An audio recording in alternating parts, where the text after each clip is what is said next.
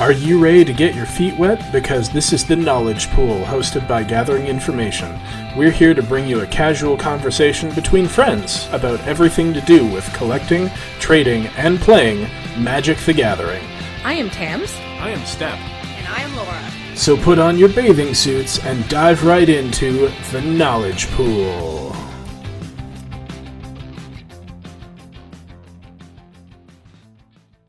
Yeah, she just assumes I'm ready. Hello, everybody, and welcome to episode 29 of the Knowledge Pool. Oh my Laura is ready. Always ready. I am apparently ready. How are you, Tams? I'm fine. I was waiting for you to say yes.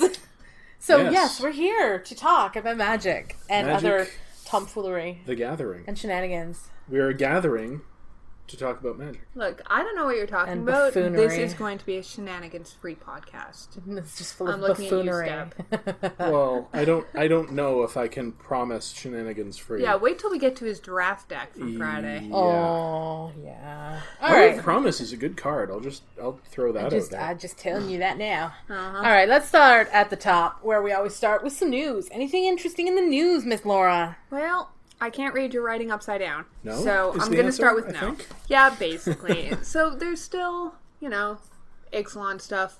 They've released the full set spoilers. It's set review Yeah, time. they have. So, yes, everybody's put out their set reviews, including our very own Gathering Information folks. That's right. We did a full set review of the creature spells and then the non-creature spells. And then, if you don't have time for a full set review, I highly recommend you check out our video on YouTube. We'll link it in the show notes about just the instant speed effects. The things that your opponent could have when they have mana open on your turn. Because that's always the stuff that I wonder about. And I believe you said you included the flash creatures as well. Yep, Yes, anything we that they did. could possibly do while you're doing stuff. Yeah, so that's exactly the short version that you want to watch, just heading into a pre-release. Absolutely. Yeah. We will have the full set review up on this channel. In fact, we're recording this podcast on Wednesday, and we're probably going to put the full set review up tonight, so it may appear in your feed before this episode of the Knowledge Pool. Perhaps. Cool. So If not, shortly thereafter. Yeah. the other thing relatedly that I wanted to talk about was just the fact that this set spoiler season has been a little bit different than a lot of the other ones because most of the rares and mythics have already been spoiled. Mm-hmm. So, some people have pointed out the fact that they then had to spread the commons and uncommons out over the week instead of doing what they usually do and just dumping them all in on the last day, which is Friday. Yeah. Mm-hmm. So, I liked it. I think that, especially for people who do not play Standard, just looking at the rares and mythics is not especially useful because the odds that you're gonna open any one of them in a particular draft or sealed pool is not particularly high. Yeah. And you really want to know what the commons and uncommons to the set are going to be like because that's what most people are going to be using and that's what you're going to see the most of and that's what's really going to influence how the format goes. It's funny, and I think it's kind of telling that they originally spent a lot of time spoiling the big mythics and the rares because that's what's exciting, but that's mostly exciting to either players who are trying to brew for Standard or Commander or casual players. Yeah. And casual players really don't pay attention to Magic spoilers. Yeah. You know? They're not following Twitter saying, what's the new card? What's the new card? Whereas Limited has been, in my Magic lifetime, basically, just been getting more and more popular. Yeah, absolutely. And that's definitely the most popular format here at the table. Yeah. We all play more Limited than we do anything else. Right. Yep. And so for that, what you really want to know about are the commons that you're going to have to build a deck around. Or if you want to get into flair, the uncommons that are going to maybe craft decks around them. And not only that, I think it's kind of interesting, for Amonkhet, they did the usual, we're spoiling a lot of the mythics, here's the big puzzles, or whatever. But I think one of the reasons maybe that the format was so much faster than people expected was because the reason it was aggressive is that most of the Exert creatures that everybody played with were at common. Right. And those were all just kind of lumped in. Yeah, and people didn't have time to unpack that at the beginning. Now, maybe that's a good thing. Like, maybe they don't want everyone to be able to unpack everything right away. But I know that, look, when the leak came out, I was really trepidatious about my ability to be excited about Ixalan. Yeah. But it turned out when we got to real spoiler season and the commons started being spoiled and, like, you know, the tribal cards or the really interesting mechanical cards, like the new mechanics, the Enrage cards and the Explore cards. I was more excited than I normally am at spoiler season because I'm like, ooh, I want to draft that deck. And that's not something you can really say when they all get dropped as a lump. I mean, yeah, exactly. You can say that about individual rares, but let's say you draft once a week for, you know, the 9 weeks that something's in standard or whatever, the odds that you're going to pull that card and also be able to build a deck around it in draft or in sealed are not particularly high. Like, you could go, man, I want to pick one at Drakehaven and build a blue-black cycling deck, and it's going to be sweet. I mean, you have to pick one a rare first in order to get that deck. As opposed to, man, look at all of these crazy aggressive exert creatures. Yeah. You got the Emberhorn Minotaurs, and you've got the Gustwalker. I'm going to go for red-white exert. Yeah. Which you definitely could do. Yep. So, Tams, you're being characteristically quiet just now. Do you have anything to add? You guys are just full of, you know, excitement. No, I feel the same way. Is your voice still tired from all of the set talking? review? Yes. No, I feel exactly the same way. It kind of snuck up on us, to be perfectly honest. It was Wednesday, Thursday, that we went, We're like, oh crap. oh boy, guess what we're doing this weekend? Good thing we didn't have plans. And I was like, how much fun is this going to be? And then I sat down and I read through them once. And then I sat down and I put together all of the metrics for the set. And for me, that's when I started to get excited. Because I got to see from a mathematical perspective, which normally isn't my thing, but I got to see how the set is going to work together, kind of, with, you know, where the removal is going to be strong against the bulk of the cards that we have. And I was like, oh man, this is going to be fun. And then throw in the tribes. And I think the thing that gets me the most stoked, which is silly, is the art. There's a couple of pieces, I don't remember what the one is, it's a blue card, that I would love to have framed. It's just gorgeous. Like, the art's amazing. It's one of the merfolk, I think, isn't it? It kind of looks like a circle, and there's a male and a female merfolk together, and it's just beautiful. But it's been really bleak for a long time now in Magic, in the mythos, and in the cards. I mean, there's been some fantastic things going on, but it's been very dire feeling to me. And this feels just much more swashbuckling and exciting and, you know, more Pirates of the Caribbean than Ben-Hur. Yeah. You know, it's funny that, was it Kaladesh was bright and sunny and sparkly and shiny, but then Aether Revolt came out and the art was still shiny and bright, but the tone of the whole thing got depressing and so depressing. And honestly, even the first set, you kind of knew that was underneath it. Yeah, you could tell that it was coming. Yeah, so it was like, I mean, yeah, it's super happy and excited and glittering sparkly on the outside, but, you know, you knew going in there was darkness on the inside. And then Amonkhet was exactly that, where it looked like a shiny city, but we knew that Bolas was behind it, so get ready for the pain, right? And then Hour of Devastation, as fun as it has been like yes, well, the keyword's the in the title, devastation. Yeah. As opposed to this set, which just looks like it's going to be an adventure, swashbuckling adventure. Kind of fun. And honestly, even the next set, which is Rivals, that's not, you know, a terrible, grim, doom and gloom type of impression for the second set either. Yeah. I mean, we don't know much about it yet. I suspect that it's going to be more like Dragon's Maze scenario, where the rival tribes are going to be racing for the goal. That's kind of what I got too. Mm-hmm. So that's my take. I'm super excited, but I really enjoyed doing the set review. It turns out good. I had a blast. I think I said last night my favorite part was doing the instant speed effects, because it meant we were getting ready to Actually put that into... yeah. So speaking of the pre-release, moving on to the next item of news, which was the Loading Ready Run pre-release. Yeah. So that was a week or so ago, and they've released they've uploaded the videos to the YouTubes. So now you can go take a look at them. Yeah, I will link it all down below. It's always a good time and a good chance to get your first kind of view at how the cards interact. Yeah. I love the pre-release for just that, because it is a way to get a little bit of experience with the way the cards actually play out before going to your pre-release. Yeah. And the other cool thing is, even if you just watch the first 40 minutes, you get to see judges explain in a very easy way what the new mechanics are going to be, which is handy. Like for, Surge, here's a big wall of text explaining, but here's what it is.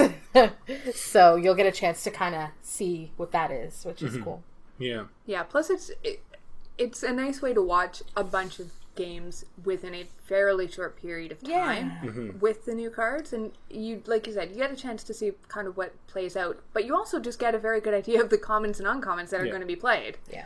In a casual sort of setting too, like as much as Magic coverage has improved, it's still a little like formal.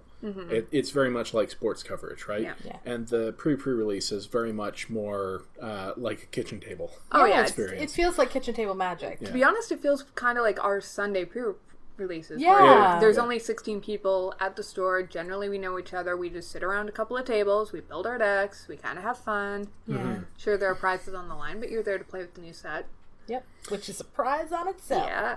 And then moving along, the LRR crew also announced that they're going to be doing an Unstable pre-release in December with guest star Mark Rosewater. This is like the dream. I squeed, which is really lame, but I think it's going to be so much fun. I think that they are very complementary personality types, and they will probably all have a lot of fun. I imagine this isn't the first time they've tried to get Mark Rosewater for a pre-release, sure. but this time they were like, but it's the most fitting. Come on. Now, it's Unstable. For those who don't know who he is, because there are people who play Magic who don't know who he is.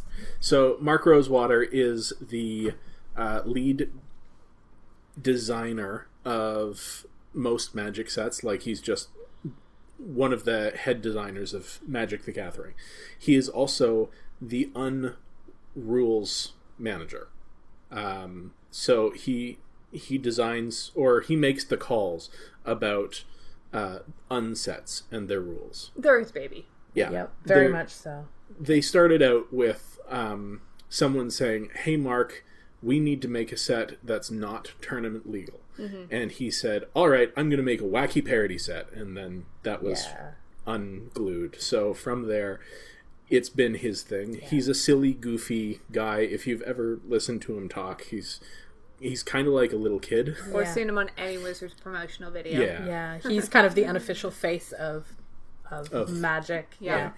So that's exciting. And it's kind of funny just that there is no actual pre-release for Unstable, because it is, of course, an unset. So they're having the pre-release after it's launched. It's That like a makes sense. Masters set, kind of. It's not a core Magic set. Although Iconic Masters did have a pre-release. It did. That was its own thing. Well, actually, it's funny because the unsets have had pre-releases, and oh my. So, Mark Rosewater, for Unglued, dressed up as a chicken. Yes. And then for Unhinged, he dressed up as a donkey, and he judged both of those events. He was the head judge at the pre-releases, dressed as animals. So I wonder if he's going to play in the pre-release dressed as some sort of animal crossbreed from Crossbreed Labs, or possibly a squirrel. If so, I hope that their conditioning is up to the challenge. Yes. I'm looking forward to it. December something or other, 8th or 9th, yeah. So the last thing, which is kind of just a bit of an off-topic thing, but, we do talk about other content creators here on the show. And one of the ones that I talk about pretty frequently is the Command Zone Game Night YouTube video series because it's very well produced and it's usually pretty fun. So controversially, they have just released their newest episode, which, rather than having anything to do with Commander, which is generally their main topic, it is two-headed giant sealed for Ixalan, which has gotten, which some people liked, but other people are less than happy about it for a couple of reasons. I mean, first of all, the channel does focus on Commander. And second of all, Wizards has actually recently stepped in and sponsored the show, which is good for them in the sense that they have more budget, and also they're getting access to products ahead of time. Like the last episode, they actually got to play with the pre-constructed Commander decks before they were released. But on the other hand, that means that it's now 2 months in a row, because they're generally only released every month, where they've not been doing original command decks in their episodes, which is pretty much the point. Yeah, I have an opinion on this myself. I'm not a Commander player. I don't mind 1v1 at times, but I've watched some of their stuff and it's fine. It's good for what, like, it definitely fills a niche. My issue with Wizards giving them early access to products that are not about their core product themselves is that I think there's a missed opportunity for Wizards to be not just focused on one content creator, you know? Like, I understand that they've been really good with Loading Ready Run. They've allowed them, preview cards, and they let them do the pre-release, which is super cool. But there's so many people who are limited content creators out there. Or even, more specifically, Two-Headed Giant and or Sealed. Like, that I would prefer to have seen have this for them. I don't take away from these guys. I'm sure they did a great job, and they were with Maria and Megan of Magic the Amateuring. Yeah, which is super cool. So I don't begrudge them getting it, but I kind of wish that Wizards chose elsewhere, I guess. I don't know. The whole idea of Wizards stepping in and sort of handing content that isn't even available to the general public to content creators, it makes sense financially in the short term, but it bothers me that certain content creators who have kind of made it, gotten to their attention, right, are being given the leg up. And well, as an example, the Commander decks that they got to preview, basically, I like to do a Commander deck unboxing when they come out. Like, that's just something that I love to do because I'm going to buy the decks anyway. And this time I felt like, well, what's even the point? Because they've already been shown on... And not just the contents, they've already been played. And they've already been played and tested on this big forum that everyone's going to watch, because that's where you go for Commander stuff.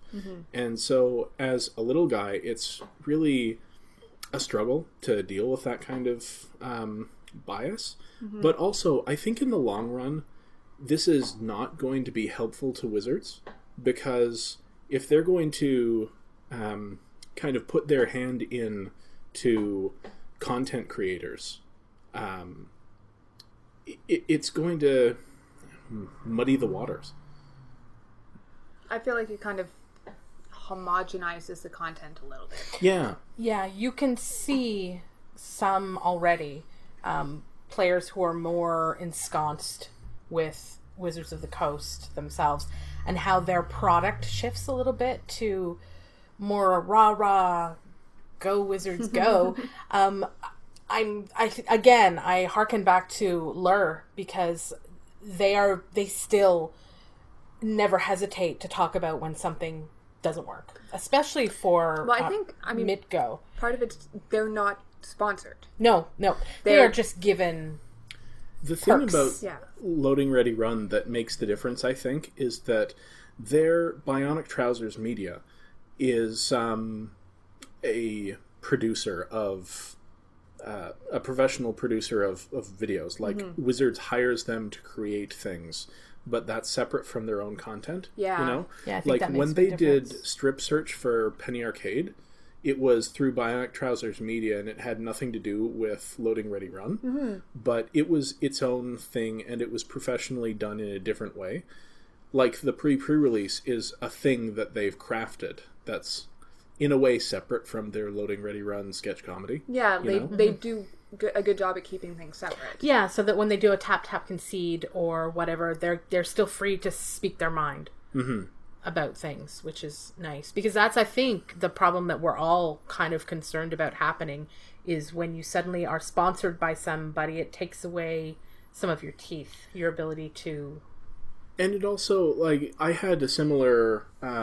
I got similarly nervous when we found out that, was it Channel Fireball was taking over all coverage for all Magic events for a year, at least. It's just, given kind of a monopoly almost, Yeah. it makes me nervous. Yeah. Now, so far, it's been great. Well, they haven't, because, I mean, Channel Fireball took over, I think, operating the GPs, and Right. Yeah. for next year. Oh, for next year. They haven't actually, it hasn't actually It affected hasn't anyone actually yet. happened yet. Okay. Yeah. So we haven't even seen the result of it yet. Yeah. So I think it's good that Wizards is upping their community outreach, because it's definitely Absolutely. something they should be focusing on. Absolutely. But yeah, like I also don't appreciate the fact that it seems that fewer and fewer content creators feel free to be critical of Wizards, which I think is a key point of improvement. Like, if nobody's willing to point out flaws in a product, how is the product ever going to improve itself? Although maybe we're seeing something a little different now with Arena and them coming out and saying, hey, those of you who do play the alpha, the pre-alpha, or whatever it is, the open beta, when it gets there, they want genuine criticism and comments. So let's hope that We'll that's find out about that. a good sign for things, because that's the way you build strong product. Now, what the only thing that I can see happening with that's really going to bother me is if certain streamers get the go-ahead to stream Of that course they will. content, and it's shut down from, everyone else streaming it. Yeah. And that would really bother me. Because that's a clear... I don't know if bias is the right word, because the bias is okay. Cronyism? Yeah. Yeah. So, anyways, moving along from there, what have we been up to lately? We've already talked about League and its finale last week. Yep. So that was exciting. I'm a bit sad it's over, especially because our LGS sometimes on Tuesdays after League has been closed will do Cube, which is my favorite format of all time. Hasn't chosen to do it this week. What are they doing? Nothing. It's open tables. Oh. Okay. I know. You So- mean cheap night at the movies? So, I mean, it frees up an evening, but Yeah. it also... I like Cube would having have been fun, yeah. I like having an evening set aside to go do magic things with magic friends. Yeah. But we did go to F&M, or at least most of us did. Some of us were feeling a bit ill. Some of us were homesick. So Steph and I went to F&M. We had quite the showdown. We did, Was eventually. it the ultimate showdown? It was. Well, sure. Which was the good guys and the bad guys? Oh, well, Laura's always the bad guys. What? Where's the explosion? Laura's always the bad guys. False. So I guess I'll go first. I was drafting in a seat exactly across the table from Steph, actually. Yeah. Yeah. It's weird we didn't There- play each other. we in had the a first pot one. of 7. Oh, right, yes. Sorry. So but there were 2 pots Yeah, of 7. Tams. Yeah, Well, Tams. it wouldn't have mattered. One person dropped and one person no-showed.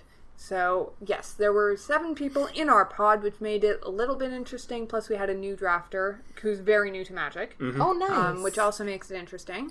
This is one of those people who I may or may not have Oh, yes. told how amazing Magic Yeah. is. And Yes, gotten I'm them, excited and that she their- got to come out. And their kids involved. Nice. And, I mean, honestly, aside from you and I think there were only about 2 other, competitive drafters at the table. We definitely had Yeah.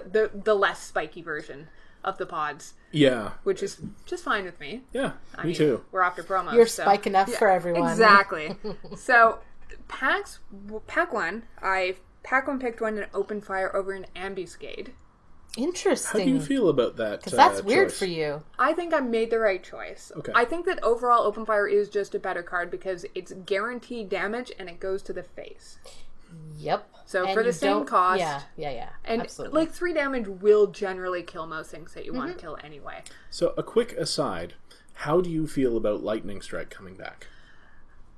I think it's going to be very effective in the format, especially in Limited, because a lot of creatures have 2 or 3 toughness, so it will be able to kill most of them. Okay. For even more efficiently than Open Fire, which does the same job, but a bit more expensive. Yeah. So anyways, I did that. Then I got past a dreadful pack, so I took a Bitterbow Sharpshooters. Because I was like, it's a fine card. There's absolutely nothing else in this pack that I want. Nothing in red? No. Nothing that I would take in red. If I didn't know for sure I was going to be in red. Because, you pack one, pick one, a red common. You don't really know if you're going to get past anything. It's true. But then I got a Sand Straggler, and then I got a Ramanap Ruins. Yeah, red was open. Then I decided red was super open, and went full barrel on in. Packs 1 and 2, I was actually the only red drafter at the table. I wheeled a Burning Fist Minotaur, which is the 2/1 first strike for 1 and a red, which is like a first pickable card if there's nothing else in the pack. I saw it and I thought I got about it it. 8. Yeah. Or 9. Yeah. That's crazy. Because I had the Ramanap Ruins, I also wanted to go in for deserts. Usually there's another regular drafter at our store who takes them very highly, so often I will get like 3 or 4, and I also take them quite highly. This time I got 8. Chose to play 6 of them. Wow. Because I figured 4 colorless deserts was a bit much, but 2 would be fine. 3 of them were cycling. 1 was the Ramanap Ruins. 1 was a green Painland, the Hash Up Oasis, which can pump a dude. Yeah. 1 was a Sunscorched Desert, just because I figured aggro was better. And the point of my deck was basically red annoying cards. I had 3 Kenra Scrappers, which have Menace. Yeah. I have an Emberhorn Minotaur, which exerts for a Menace. I had a Sang Strangler. I had a Frontline Devastator with the Afflict. I had like Neff Crop Entangler, Wall of Forgotten Pharaohs, which Tams made fun of me for, even though I think it's a reasonable card in an aggressive deck. I just think we need to be sending you to therapy because you seem to be a little attached. Look, I had 6 deserts. It was literally always a pinger. No, I get you. That's pretty sweet. So, yeah, I had 2 Open Fires by the end. I had a Struggle to Survive. I had an Appeal to Authority, which I was splashing off a Oasis Ritualist. Basically, my deck was beat your face in. And it did pretty well. So It would have in that pod that we were in. I did play against experienced players all 3 rounds. I don't mean that. I just mean I noticed people, not me, stretching their mana a little bit. I also noticed that. First of all, I'm mostly red. I'm running 1, 2, 3, 4, 5 green cards, plus the Hash Up Oasis, plus a Greater Sandworm, which I mostly had in there just for a bit of cycling. I figured if I'm flooding out, I can put it down as a 7-drop, but I plan on mostly cycling it. I also had the Horned Coatpesh, just for more beatdowns with Menace. And 2 Gilded Ceradons, which always were active to stop people from blocking, because I had many deserts. So, yeah, my first round was over super quick. My second round, we went to turns, and I ended up just barely winning with Ramanap Ruins. Activated 2 turns in a row to finish him off. And then I met my nemesis in the finals. Yes, and I also had a bunch of deserts. I was running 5 deserts. I had 6. Oh, but I how only many ran colors 5. were they in, Step? 4 different colors. You've been doing that a lot lately. I have. Do we need to have an intervention but for Step, you? does No. that mean you were in 4 colors? I was in fact in 5 colors. I wasn't going to run the red, and then I called over to my good buddy and shoulder devil across the room. Yes, and Mr. Greed himself, my fellow desert Hogger. yes, connoisseur. And he told me, no, I should be running the red, and I said, okay. So my first 2 picks were Scarab God Oh, jeez. Which is great, and also blue-black. and Pride Sovereign. Which is great, and also green-white. And your opponent took a pretty... Or the guy to your right who was passing to you took a ridiculous card, like a terrible card over that, didn't they? He took an invocation. Oh, that's So, right. He did yeah. take That's an invocation. fair. Yeah, that's fine. And then he tried to play it, which was a terrible idea because he was my first round opponent, and I kicked What his was butt. the invocation? It's I don't remember. a blue spell that returns all lands to each player's hand. Ew. He played that against the red aggro deck. Mm-hmm. He did that to me on turn 5. Sweet. I then went land 1-drop, land 2-drop, land 3-drop, open fire your face, Yep. and kicked his butt. Yeah. So I feel like my deck performed better than it should have, considering I was in 5 colors and didn't have that much fixing. What fixing did you have? Well, I had 2 Traveler's Amulets, a Manolith, a Beneath the Sands, and an Hour of Promise. I know that sounds like a lot of fixing, It's actually a fair amount. but it also slows you way down. That's true. Like, there were... And how many come into play tapped lands did you have? 1, 2, 3, 4. Just the 4. Just the 4, plus the Beneath the Sands, Hour of Promise, and 2 Traveler's Amulets, all of which make them a turn slower than they should be. Yeah. So there were not many games that I didn't go turn 1 Traveler's Amulet, crack it, play a land, Traveler's Amulet. But thankfully, I played against Blue-White in the first round, and She was the new player, though. she was the new player, and she was stuck. She flooded a bit, and also wasn't sequencing her spells. Like, she's new enough that she doesn't know, those early level ups that really improve your game yet. Yeah, she's only been playing for a couple weeks, I think. But Yeah, and good on her good for on jumping her. in. Yeah, absolutely. And I think she enjoyed herself. She's coming to the pre-release, by the way. Yeah. That's amazing. Yeah, and I think she's bringing her daughter to the Oh, pre-release. awesome. So, Get 'em young. anyway, I had some pretty good luck just not doing anything until turn 5 and then playing the Scarab God. So, I mean, he will just win you the game most of the time. especially when, okay, so my removal suite is Lethal Sting, 2 Splendid Agonies, Cartouche of Ambition, a Braid, and Deemworthy. And can I say, when you Splendid Agonied, I think you got 2 of my 2-1s once. I And did. it was really annoying. Yeah. I did that multiple times. You monster. And then and I also have a Banewhip Punisher Yeah, and your stupid festering mummy, too. and a Festering Mummy. Yeah. So I have a lot, and an Obelisk Spider just for, -1 counter value. That's okay, he can't block anyway. Nice. But, having that removal suite meant when I dropped the Scarab God, there were multiple things that were not mine that I could bring back and just sort of start getting value. Yeah, because you don't actually have that many creatures at all, never mind that are going to get put onto the battlefield in the early game. No, and you know what? Funny thing, I think I have too many creatures in this deck. Yeah. I was running a Shadowstorm Vizier and a River Hoopoe. Now, the Hoopoe was there, obviously, because Hoopoe is awesome. Yes. But And it gains you life. Yeah. And a Feral Prowler and a Kenra Eternal, all as 2 drops, because I thought, I need something early game. And as it turns out, You probably should have more ramp or something. I probably should have just had more removal and more ramp. Like, I should have not bothered with the 2-drop creatures. Mm-hmm. And as I've said, I think, in a couple of podcasts back, I am not comfortable with not having creatures.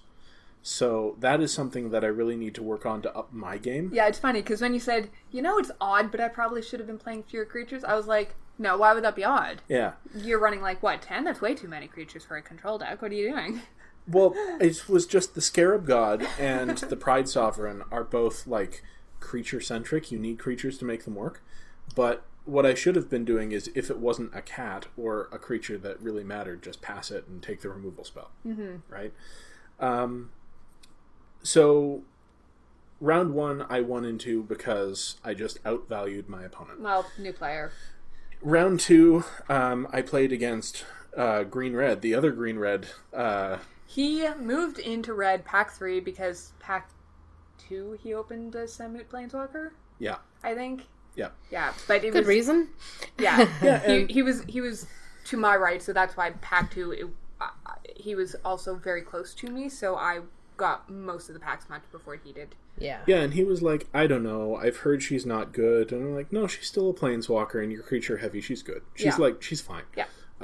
She's, what, a 4-mana I mean, she kills planeswalker? She's stuff. fine. She deals damage to things, and then also gives your creatures double strike. Like, Yeah, any card that can kill a thing and do whatever is probably worth playing. in limited, yeah. So I just managed to kill enough of his things to keep me going until I dropped the Scarab God, and then that game was over.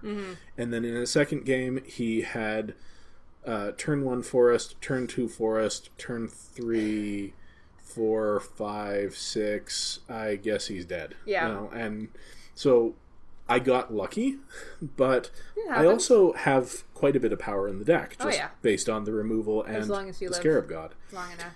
The thing that I wish I had been able to do was to draw and play the River Hoopoe. That would have been sweet. But That is so sad. actually, Hour of Promise, I took it because I knew that I was playing deserts and I needed... Now, when did you get it? Pack 1, Pack 2? I don't remember. I think it was Pack 2, early in Pack 2, and I'm like, yeah, no. Actually, it may have been Pack 2, Pick 1. Okay. And I was like, I'm already 5 colors. I need ramp, and Yeah. this is going to do it. And so I prioritized deserts either before or after that, but I knew that I was going to want some. So I never cast it without having 3 deserts, because I usually had 1, and then I could go and get the other 2. Yeah. In 3 of my colors, right? So that helped. But making 2 2/2s on turn 5 and ramping and fixing Yeah. is just beautiful. It's very relevant. It's, yeah. Traveler's Amulets are always good, and I have taken a liking to Manalith, although I'm still nervous about playing a turn 3 ramp spell. Well, do you know what's kind of funny? In my league deck, I had the option of playing a Beneath the Sands and or a Manalith, and my deck was pretty mana intensive, just in the sense that I had a lot of mana sinks. My curve was very low, but I had a lot of things to do with lots of mana. I chose to play the Manalith over the Beneath the Sands, even though Beneath the Sands cycles, because the Manalith taps for mana the turn it comes in. I found that to be more important to me than the cycling. Yeah, it's relevant. Yeah. It's actually, there were a couple of times that I cast Festering Mummy off the Manalith Yeah. and just felt good about it, Yeah. because that way I actually had something on the field.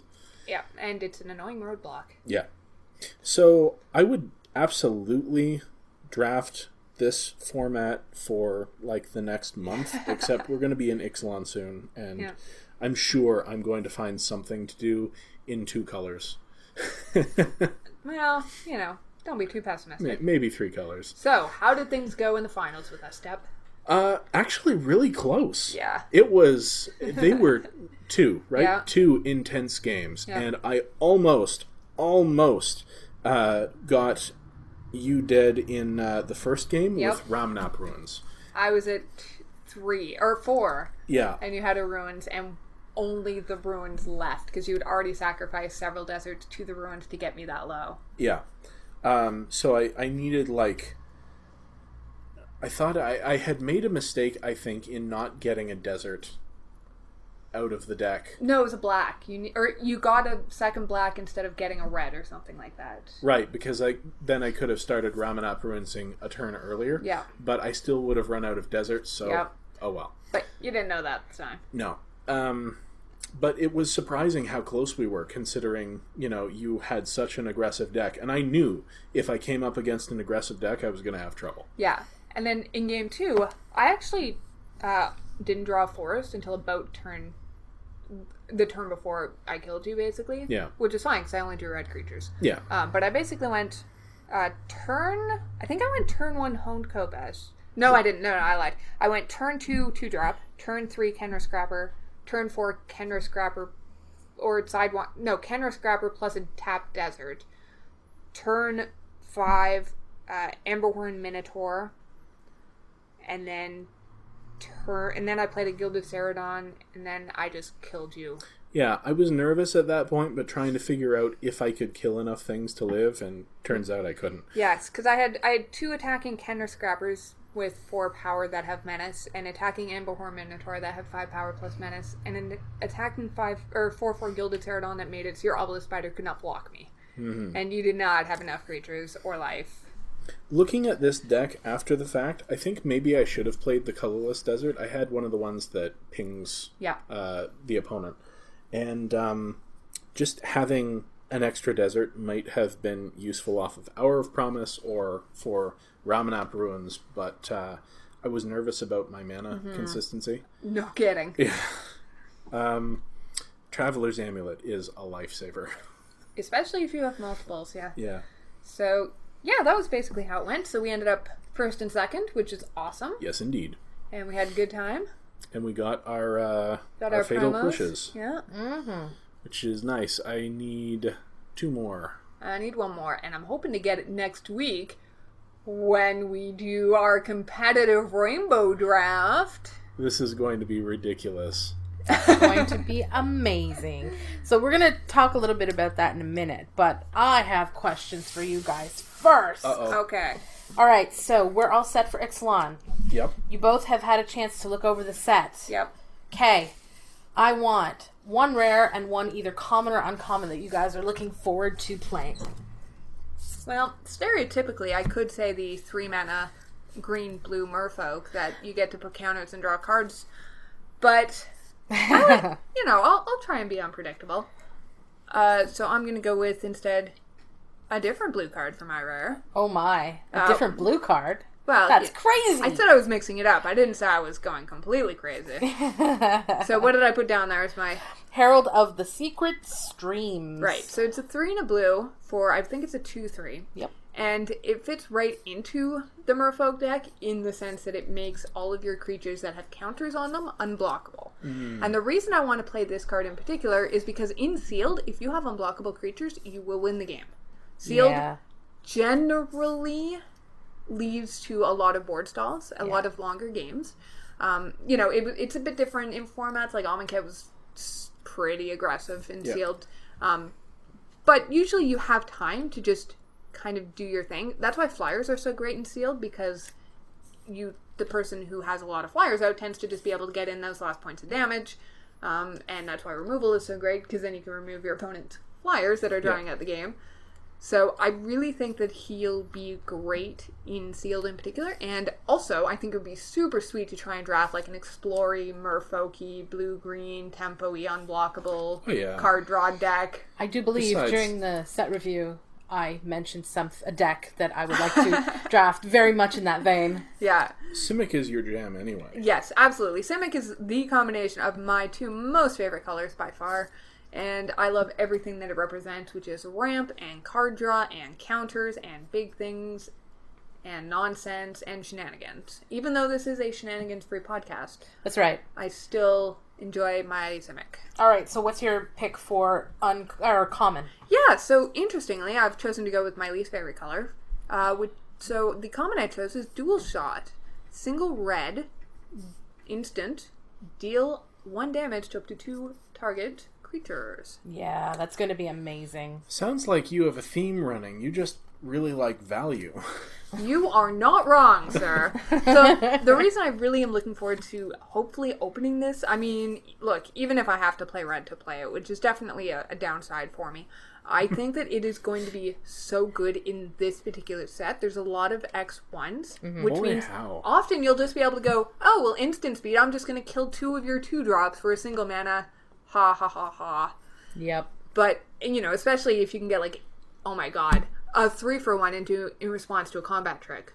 Ooh. Mind blown. But the thing is that it also works really well if you have enraged creatures. You can go 1 damage to your 2/1, and also I'm going to ping my dude and put a +1/+1 counter on all my creatures. Yep. And go get a land and put it into play tapped or whatever. That's all going to be sweet.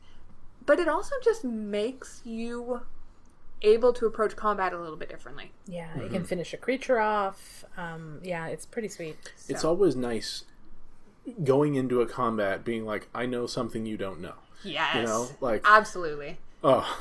It's less good for like the 3 and 4 mana combat tricks where you're like, God, if I do this, I'm taking my whole turn. It might be worth it, but it's going to really be, as opposed to, a dual shot where you're like, I've got a red mana to throw around, sure. Plus, you know, if it's a 3 or 4 mana combat trick, your opponents will have watched our instant speed effects video and That's right. know exactly what you have in Absolutely. your hands. So, yeah. Whereas it's easy enough to just leave up a single red mana, whether you have it or if you just want to represent it. So Yeah. those are my two. All right, Step. Well, what about you? I'll get there. Oh, all right. She's in charge Well, now. for the uncommon that I most want to open, I have to say, I'm blanking on the name. The Saddleback Legak. Not Saddleback Legak. That's why I'm blanking on the name. Sailback?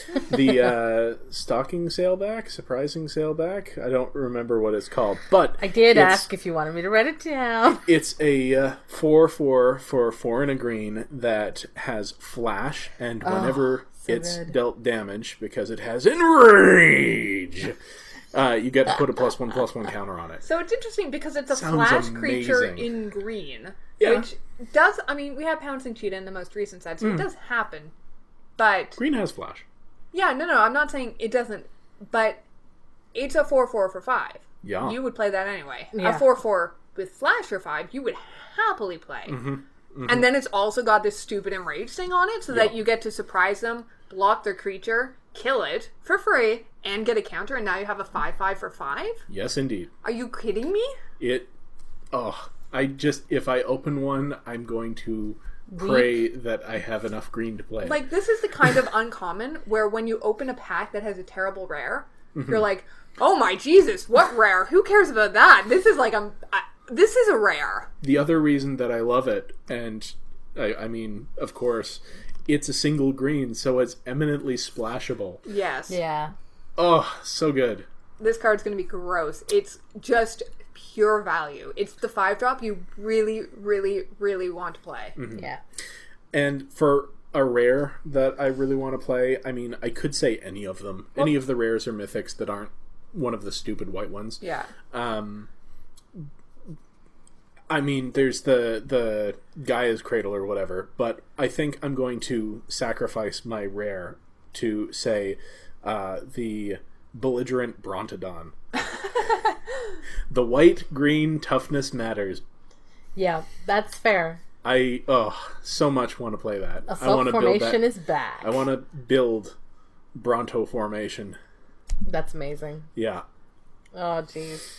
it's gonna be fun. I know. Okay, so for me, the rare is not going to be a shock to anyone who knows me because it's Shock's not a rare. Is it the blue enchantment that lets you draw cards?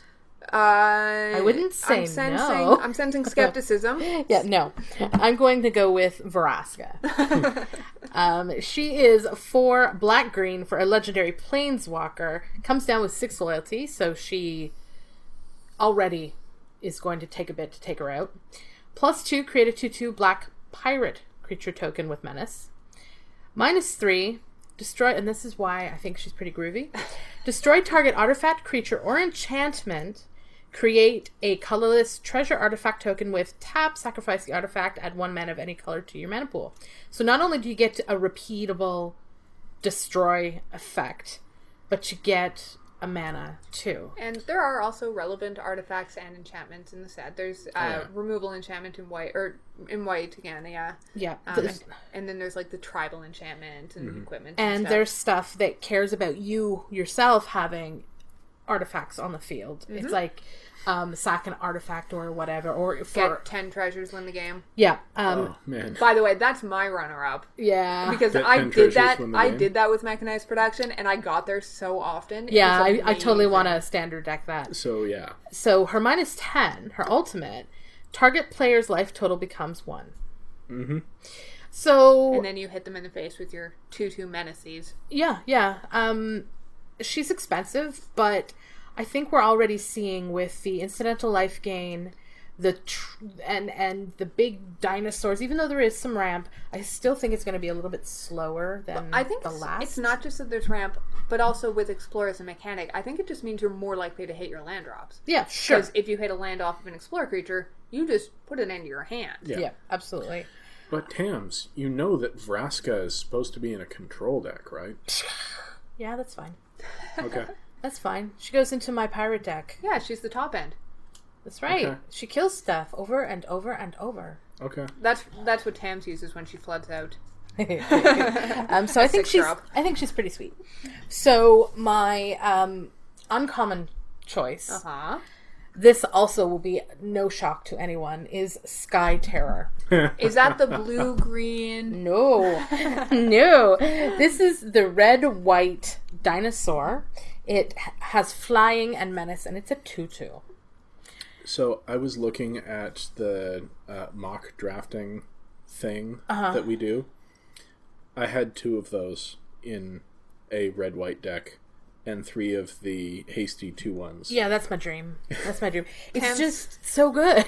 Before the podcast, Tams goes yells across the room to me, "Hey Laura, what do you think my uncommon's going to be for the list?" It's like, is it the red, white flying drake?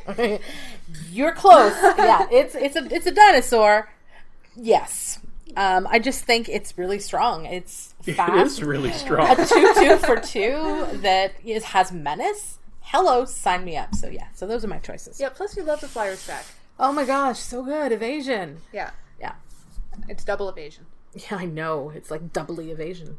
So, since there's not too much going on in the world of Magic this week, except for the pre-release, which we're all super stoked about. Oh, yeah. Yeah. We wanted to talk a little bit about something different. So, in honor of this week's competitive Rainbow Draft coming up, how do you go about drafting or putting together a sealed pool in a set you have never played before and have no idea what to expect? A blind approach to a set. And the interesting thing is, we all have very distinct styles of playing Magic. Yes. And we all have we recognize that good removal is good bombs are good, but we all tend to value a lot of the in-the-middle stuff kind of differently. Yep. Just based on our own personal scales and how we like to play, which I think is true of everybody. I think that's one of the reasons that Magic content creators tend to be very dramatic when they are saying things, this card is the best, or this card is literal garbage. Yeah. Just because, everybody has very different styles and it's all really subjective. So it's kind of hard to get your point across to people who don't reflect on cards the same as you do. Yeah. But, I thought, Tams actually, 'cause she's the one who came up with the topic, thought it would be very interesting to talk about how that could come across differently in blind drafting. Because inevitably they're going to be either new players or people who haven't had a chance to look at the set, or you just go out, especially like a Rainbow Draft. Yeah, for me, I have not played Magic when at least half the sets that have been out for Right. in the Rainbow Draft were around. So I'm vaguely familiar with some of them from Cube or from Standard when I first started playing, but most of them I've never seen before. Yeah, my big problem this past year that I've been playing a lot of Cube is that I did not know any of these standard Cube cards, so I'm jumping in, everybody's like, well, I'm going to draft this deck, and I'm going to draft this deck, and I'm like, I don't know what is in that deck. Segueing into this then, yeah. I believe you have said on a previous podcast that what you do when you're blind drafting is pick a red or white card with no text on it. Sometimes. So I have 2 very similar tactics. Quite frequently, if there is a strong-looking black card, I will... Is this how you end up drafting mono black in the Theros Cube every time we draft it? Well, that and the fact that mono black in Theros is amazing. It's busted. I tend to look for removal. So I'll open the pack and look and see if there's any visible removal, because I can recognize removal, and that's really important. Then, as for colors, I tend to hedge towards black, looking at mono black, sometimes black-red, or white, and then pair it with red. Because in most sets, that is a supported kind of archetype. And I know mono or white-red is going to be fairly aggressive. There's going to be some flyers. There's going to be some good removal in red. Mono black is usually pretty self-explanatory as well. So that's kind of usually the way I approach it. Blue, for me, is still a mystery I'm trying to unravel. And I can see a case for, jumping into green, big stompy, but I've never been good at building a deck that ramps. And I know a lot of times you kind of need that to make the stompiness work for you. So again, that's another mystery that this aggro player is still trying to to unravel. Well, you need more practice. You got to stop drafting mono black in the cube. And Yeah, I guess. I'm getting there slowly. I drafted a lot of blue in Amonkhet. not that I want you anywhere near my courses of Krufix. That's true. But for me, and for somebody who remembers what it's like to be new, being able to pick a color and either just sticking in it and grabbing everything that's kind of in it, cutting it hard, is really helpful. Or knowing that red, white kind of looks the same in a lot of sets.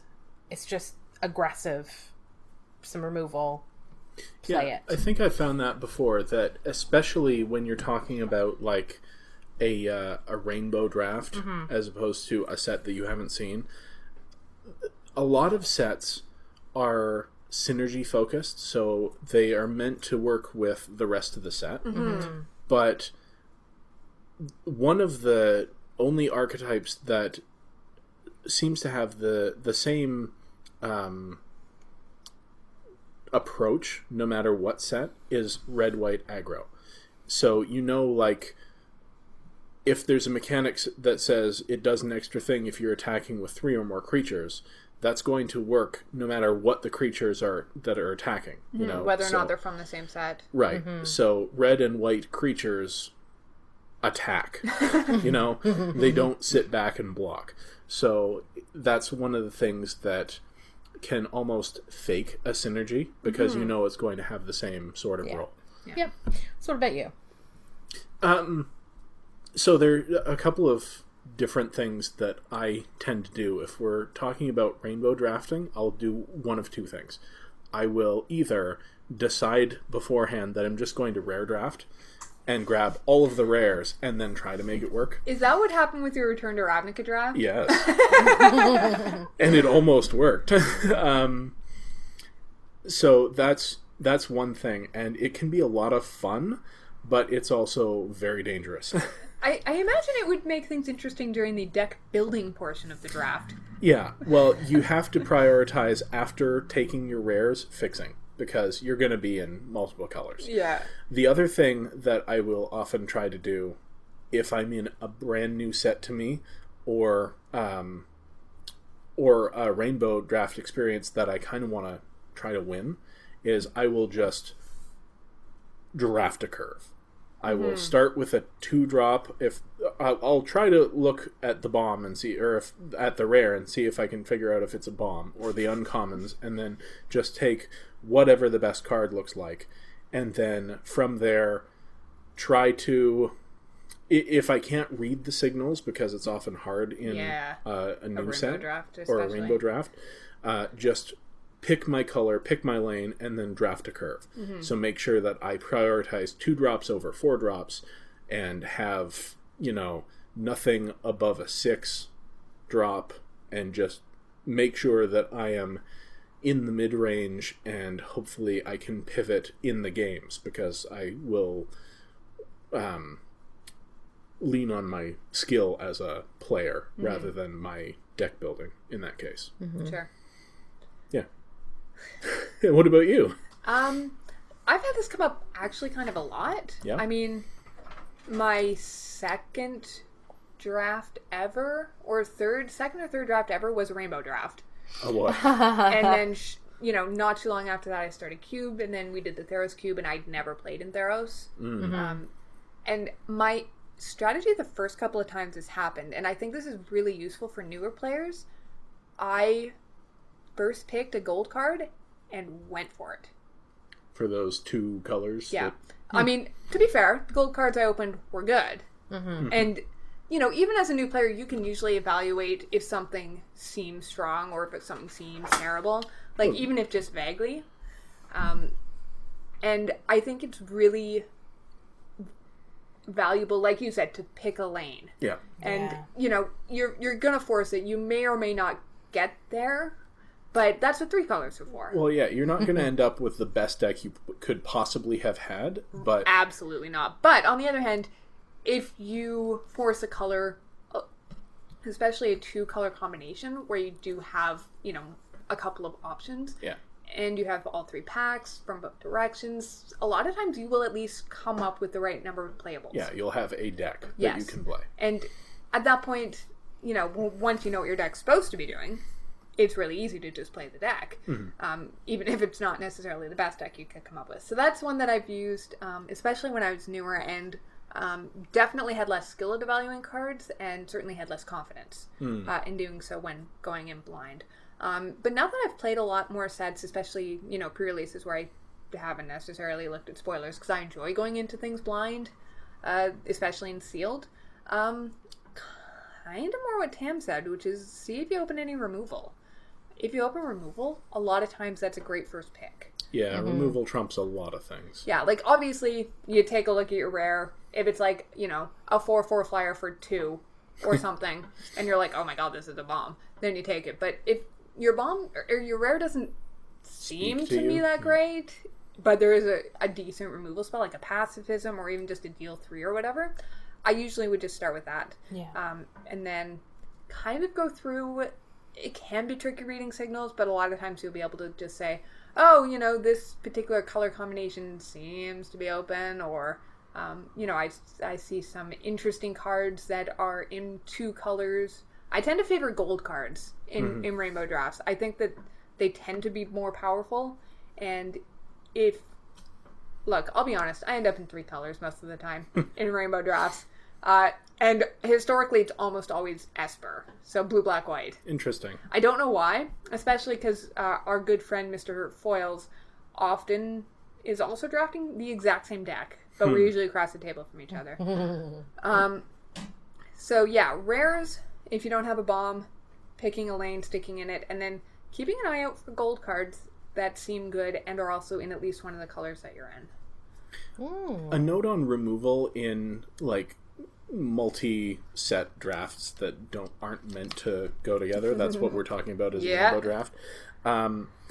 Removal tends to be much more generically good. Like, when you're dealing with any given set, one of the things we do for our set review is look at the metrics of, how many X1s, how many X2s, how many X3s, where's the removal line.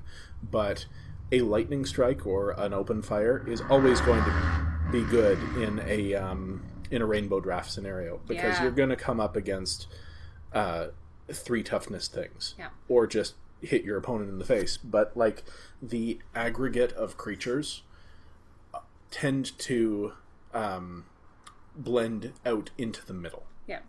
And a lot of times that I've noticed in specifically rainbow drafting, much like sealed, also ends to tend up in a board stall a lot of the times. Just kind of grindy, especially because there are some sets where the creatures have stupidly low power but ridiculously high toughness. And it's much harder to have a plan when you don't have a synergistic deck, right? Yeah, so, I mean, if you're playing Ravnica, Extort is great in Rainbow. But, the most recent Rainbow draft I think that you guys did at the shop, somebody won off of Ingaruk's Wake. The one-sided Wrath for 9. Yes, indeed. Yep. It can get kind of slow and grindy, and flyers are great, removal's great. In a lot of ways, it feels like classic old set Magic. Like vintage set Magic. Yeah, where you often struggle to find enough playables, so you were sometimes playing terrible cards or 18 lands because you just didn't have another card you'd rather play. Yeah, it's a great experience. So fun, actually. Yeah, and then doing it in sealed, I think, just going into a pre-release blind, for example. I mean, it follows the same guidelines, basically. You play the colors that your removal's in, unless, of course, you're Judge Dawn and just don't open any removal, as usual.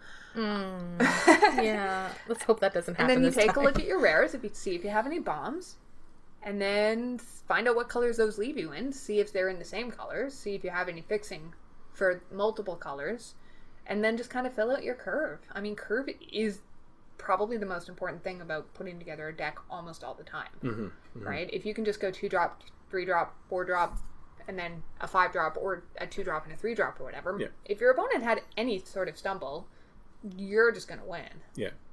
I think my best piece of advice for sealed is don't rush yourself. Like, being under a time constraint for your deck build, the 50 minutes, it feels like it's going to go by fast. And it does. But if you're flustered over the clock, it's going to go by so much faster than if you can lay out your cards and try to figure out what the the playable mechanics are, what things are meant to be doing, and then methodically go through and build your deck. You know, I think for me, my biggest piece of advice to people who haven't done a sealed event before is something that you hear a lot of people saying, and I think most of us do things this way, is open your packs, sort by color, then go through each color. Yeah, and you know, you can keep a running tally even just as you go through. Oh, wow, I had like 4 great rares in blue. I'll definitely look at that one first once I finish going through the rest. Yeah, and for us who have some experience evaluating, then we can kind of go through each color and say, okay, this is not something I'm ever going to play, and set it aside and kind of break it down that way. But although don't forget to revisit that pile once you're done. Once you've settled on a deck. Sometimes you're like, wow, that card's only only good in one particular super specific deck, and then you're like, whoa, look, there it is. Wait a second. I have that deck. And there's also a difference between like playing to be competitive at, like, nobody's really that competitive at a pre-release, but there are people like us who are always trying to get better and get the most value out of our decks, and then there are people who just want to have fun playing Magic. So it's not unheard of that someone just says, this is my favorite color and it looks pretty sweet, I'll play this. And there's nothing wrong with that either. Should be fine. I just did that in League. You just did that in League. Yep. So, absolutely. And how did you do? Not bad. Won the whole thing. What? Yeah. So, I think that taking your time thing is also super relevant to rainbow drafting. I mean, we do not at the store have a pack clock or anything like that. But not only that, but very rarely does anyone ever come close to approaching a minute looking at a pack. No. Because most of the time we've all drafted the set before or done the pre-releases or both, and so we have an idea of what the cards are. We don't take too long to read them. But in a rainbow draft, when you may never have seen the cards before, make sure you read them carefully and know what they are. Yeah. Because sometimes, you know, it's easy enough to just glance over a card, say, oh, I know what that card does, and then go, oh, whoops, that card's so much better than I thought it was. Or, wow, that card's so much worse than I thought it was. Yeah. Not great if you've already picked it up. But, you know, you have a full minute for, you know, your pack one, pick one or whatever, even if your shop is doing a timed draft. So definitely just make sure you have an idea of what cards are in the pack, not only to make sure you pick the best one, but also so you have an idea of what might be coming towards you. Yeah. Basically, you're almost never going to be in a grab bag rainbow draft scenario where there's a clock. Yeah. And everybody's going to be in the same boat for the most part, except you have the handful of people who have been playing since the dawn of time. But a lot of people will not know all of the packs, so everybody's going to be taking their time. Yeah. All right. So that was really great. So we'll be back next week with the pre-release reports. Yeah. And hopefully a crack-a-pack, assuming any of us win prizes. And also we'll be talking about our rainbow draft experience. Yes, we will. So, man, we're going to have so much to talk about next week. I'm super stoked. It's going to be a fun week. Yeah. So thanks for joining us this week. Thanks for listening. And have fun at your pre-release. Yeah.